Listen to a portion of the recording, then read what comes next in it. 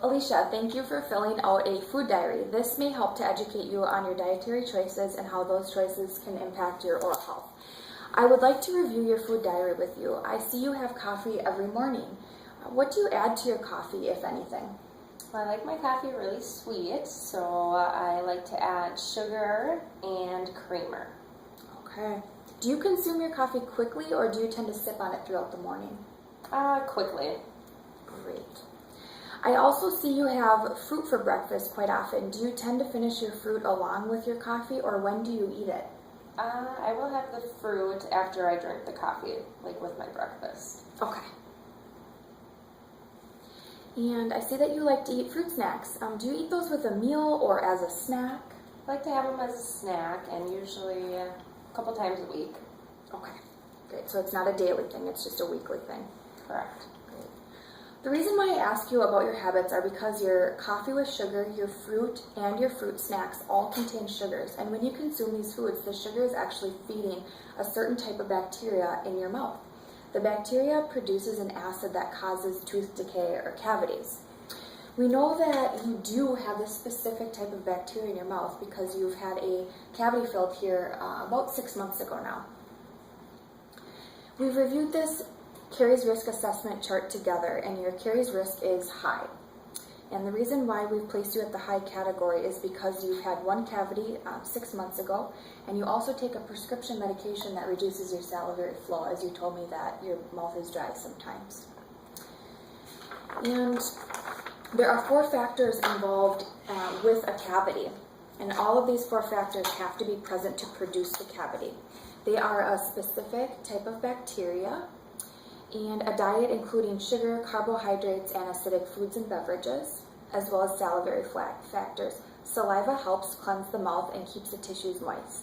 Any decrease in salivary flow helps bacteria thrive, and medications can cause this decrease in saliva. The last factor is a susceptible tooth surface. If any tooth area is weakened and these factors are involved, a cavity may form. These factors all work together to form a cavity. Now, the frequency at which you consume these products is very important. When you are exposing your mouth to an acidic environment, the more you do this, the higher your risk for decay is. And we have the pH chart here. For example, in this chart, it is showing whenever you eat, your pH or acidity level is decreasing. So if you only have 3 meals a day, without snacking, your pH level is decreasing 3 times in a day. If you were to have those same 3 meals, but then snacking in between, you are keeping up an acidic environment, typically about 4 to 6 times per day. Okay. So it's kind of a balance between frequency and quantity. It's better to have a higher quantity but a lower frequency time. Okay. Also, the time it takes to rebound back to a more basic environment, so less acidic, it takes about 20 minutes to 2 hours depending on the acidity level and your salivary flow. Thus, the more often or frequent you are eating certain foods like sticky, chewy, sugary, or acidic foods can increase your risk for decay significantly.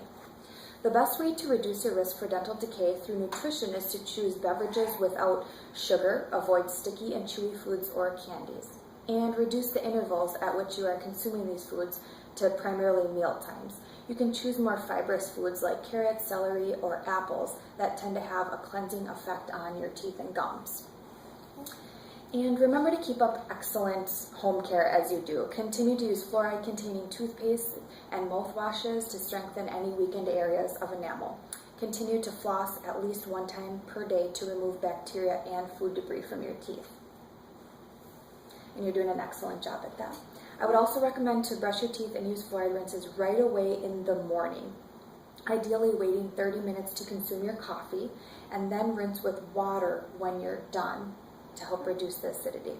This has a cleansing effect to help reduce the acidic environment like we discussed. Okay. Then I'm going to move on to the periodontal chart. Another important part of oral health is your periodontal health. This means the health of your gums and bone and tissues surrounding your teeth. I have put you at a level 1, which means you have pink healthy gums, you have no bleeding of the gums at all, and there's no bone loss that is present. If you do kind of slacken your home care, life gets busy, things like that, what can happen is if the plaque, which is bacteria and food debris, sits on your teeth for too long, it can cause gingivitis, which is reddened gums. And it is the start of a disease, however, it is reversible. So you are here, and we just want to prevent you from moving on to the next level. Okay. There's a different bacteria that's involved in periodontal disease. This bacteria lives down in between your teeth and gums, and if food debris and bacteria are not removed daily through home care, it feeds these bacteria. The bacteria then release toxins that destroy bone support and gum support. The longer these bacteria are able to live, the more severe the disease can progress and destroy the bone and tissue. So again, home care is essential to your oral health, and daily care will help you continue to stay at your levels and hopefully reduce your decay risk. So just keep up your excellent home care. You are doing a really good job. Overall, your diet choices play a large role in your risk for decay and periodontal health. A well-balanced diet is the most healthy choice for you. I would like to set some goals with you, and let me know if you feel like you could give those a try. Maybe instead of adding sugar to your coffee, try adding a xylitol sweetener instead. Okay. Do you think that's something that you'd like to try? Yeah, I do know what that is. Great. Give that a try. Great. It still would be able to sweeten your coffee, but it's going to have a better product, the xylitol product, versus sugar. The xylitol is much better for your teeth. Okay.